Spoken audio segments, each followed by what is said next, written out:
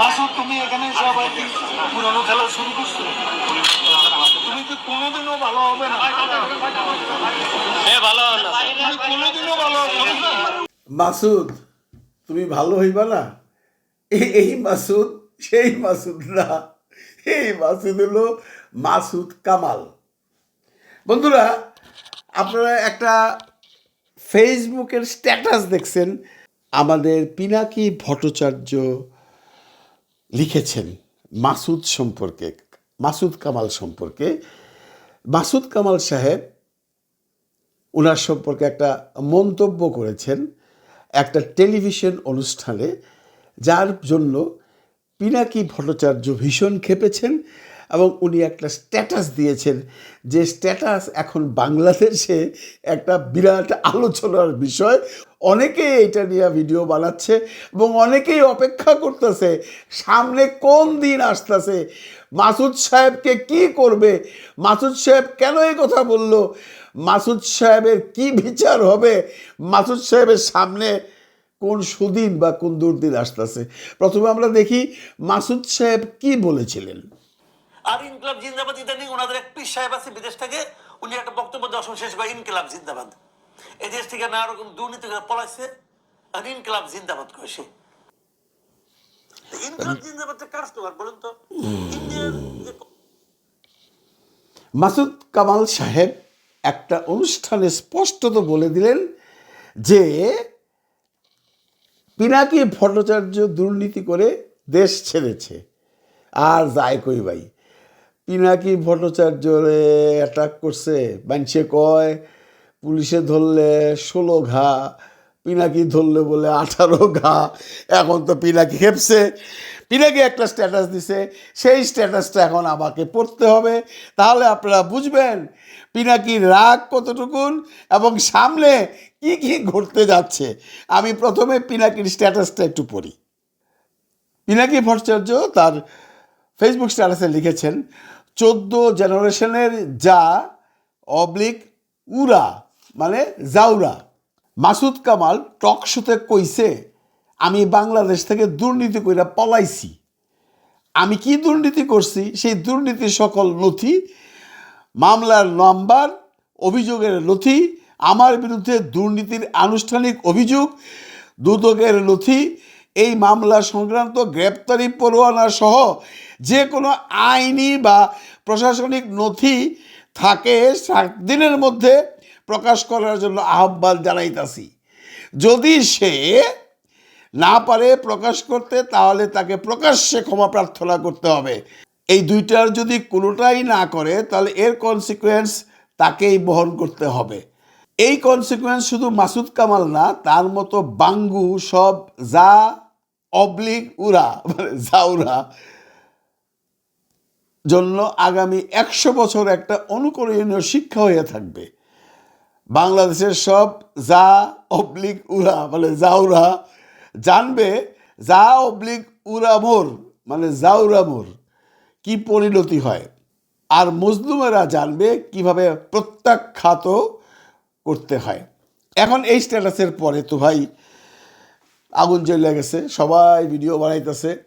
মাসুদ কামাল সাহেব কি বলবো, উনি একজন অত্যন্ত অত্যন্ত বিচক্ষণ সাংবাদিক এবং উনি সবসময়ই আমরা দেখেছি যেখানেই সরকার আছে তার বিরুদ্ধে কথাবার্তা বলে, বিএনপির সময় বিএনপির বিরুদ্ধে কথা বলেছেন, এখনও সে এই বর্তমান সরকার মানে ইউনূস সরকারের বিরুদ্ধে কথা বলে যাচ্ছেন। উনি কথা বলার সময় কাউকে ছাড় দিয়ে কথা বলেন না, খুব সুন্দর করে চিবিয়ে চিবিয়ে কথা বলেন, চেহারাটাও সুন্দর, মানুষ তাকে প্রচুর পছন্দ করে।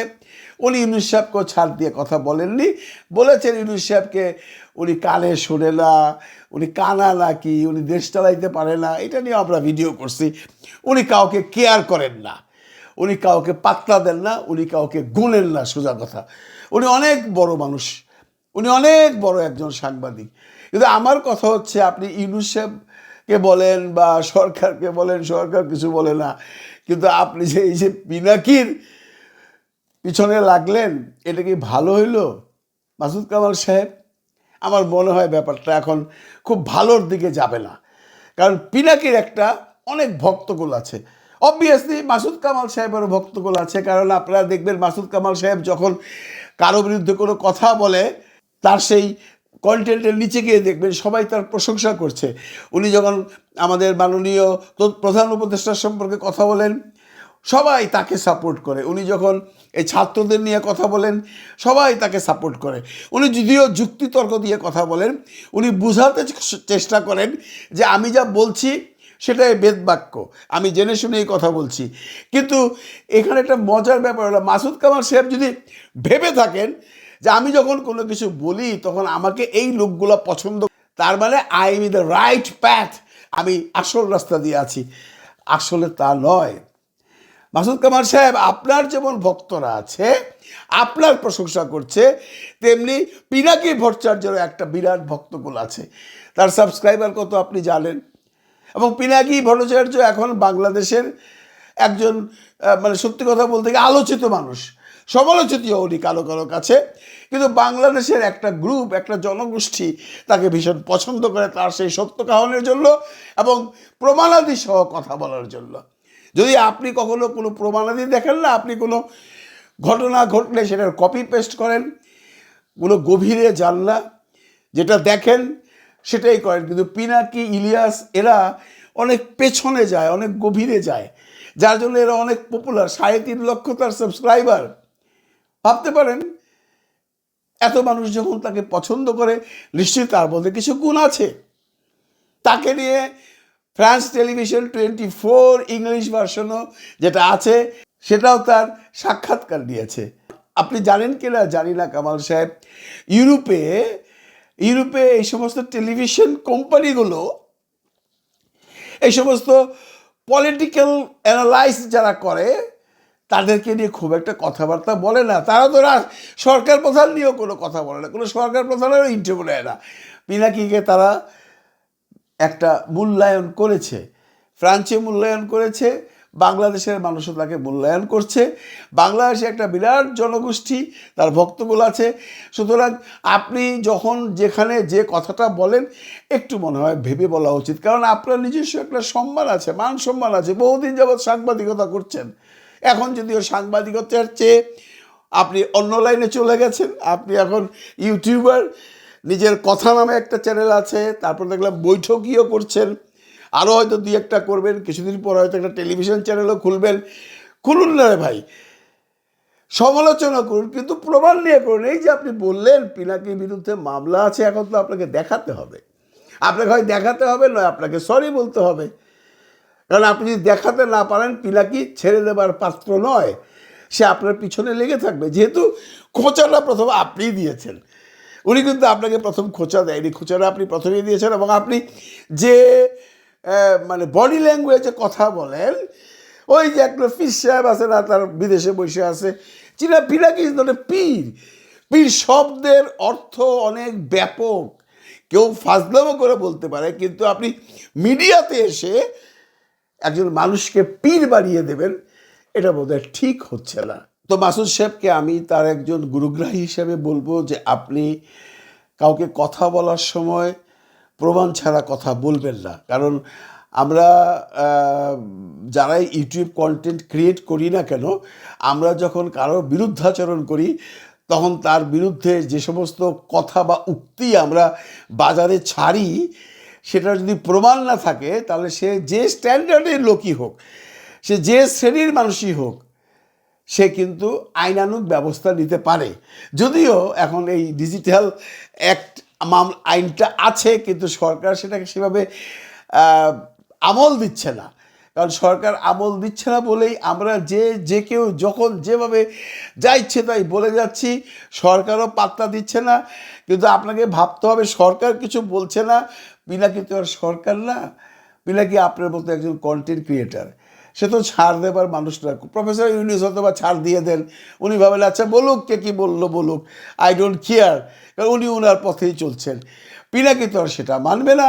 পিনাকি কেন, এখন যদি আমি আপনার সম্পর্কে একটা এমন কথা বলে ফেলি যে আপনি অমুক খান থেকে এত টাকা চুরি করেছিলেন অমুক দিন, আপনি কি আমাকে ছেড়ে দিবেন? আপনি বলবেন না এই মিয়া প্রমাণ দেখান, বা আমি আপনার সাংবাদিক জীবনের কোনো অপকর্ম নিয়ে যদি কোনো আলোচনা করি বা কোনো কথা বলি এবং স্থানকাল পাত্র দিয়ে যে আপনি অমুক দিন অমুক বাড়িতে যে এটা করেছেন, আপনি আমাকে ছেড়ে দেবেন? ছাড়বেন না তো। কারণ মান সম্মান বলতে সবারই কিছু না কিছু আছে। পিনাকি বিদেশে থাকে, ফ্রান্সে আছে, তার পরিবার আছে, সন্তান আছে, তার ওয়াইফের কাছেই তার সে ইজ্জতটা রইল। তাকে যারা ভালোবাসেন, তাকে যারা শ্রদ্ধা করেন, তারা কি আর পিনাকিকে সেই শ্রদ্ধা ভরে দেখবেন যদি আপনার কথা সত্য হয়? কাজে আপনাকে এখন প্রমাণ করতে হবে যে আপনি মিথ্যা বলেছিলেন, অথবা আপনাকে প্রমাণ করতে হবে আপনি সত্য বলেছিলেন। পিনাকি ওয়াজ রং। পিনাকি সবসময় আমাদেরকে একটা মিথ্যা ধারণা দিয়ে আছে। তার নামে এত বড় মামলা থাকার পরেও সে সেটা লুকিয়েছে সাধারণ জনগণের কাছে। আপনি চলে আসুন, নথিপত্র নিয়ে ছুঁড়ে ফেলে দিন পিনাকির মুখের উপর, দেখিয়ে দিন যে আপনি কত বড় সাংবাদিক, আপনি না জেনে কথা বলেন না। আর যদি তাই হয় তাহলে পিনাকির লজ্জায় মুখ দেখাতে পারবে না। আর যদি তাই না হয় তাহলে হয়তো বা আপনার জন্য খুব সামনে একটা ভালো দিন আসছে না, আমরা জানি না কি হবে। ওই যে বললাম, পুলিশ ধরলে 16 ঘা, পিনাকি ধরলে 18 ঘা।